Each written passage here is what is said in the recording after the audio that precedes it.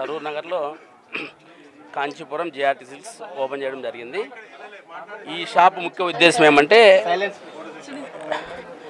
మేము ఇదివరకు మొత్తం సిటీ అంతా కూడా హోల్సేల్లో ఇచ్చేటోళ్ళము, మొత్తము పెద్ద బాటిల్కన్నీ కూడా.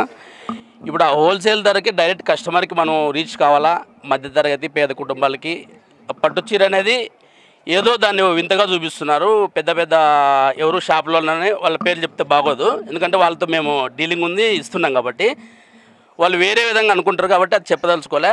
పేద మధ్యతరగతి కుటుంబాలు పట్టు చీర అంటే మనం కొనలేమేమో అనే భీతిలో చాలామంది ఇబ్బంది పడుతున్నారు.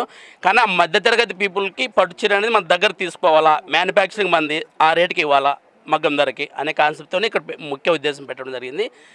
దీన్ని ప్రతి ఒక్కరూ సద్వినియోగం చేసుకోవాలా మధ్యతరగతి పీపుల్ అని కోరుకుంటున్నాం. రేంజు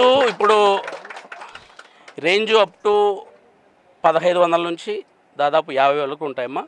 అదే ఇప్పుడు మనం 50,000 చీర ఇచ్చేది వాళ్ళు 1,00,000 పైన అమ్ముతారు పెద్ద షోరూముల్లో, కానీ అది మనం డైరెక్ట్ మగ్గం ధరకి ఇస్తామని.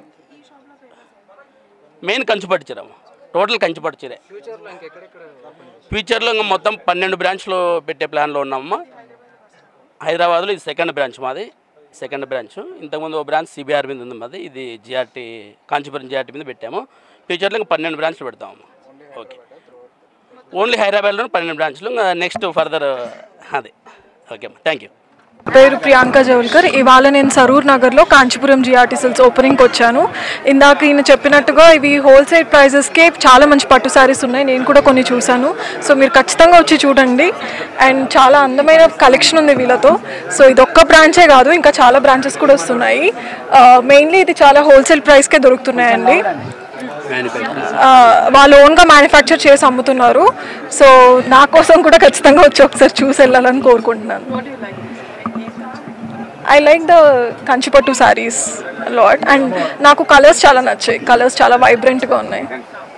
Yeah, I'm working for a project called Gamanam which will release in February. Yeah, thank you.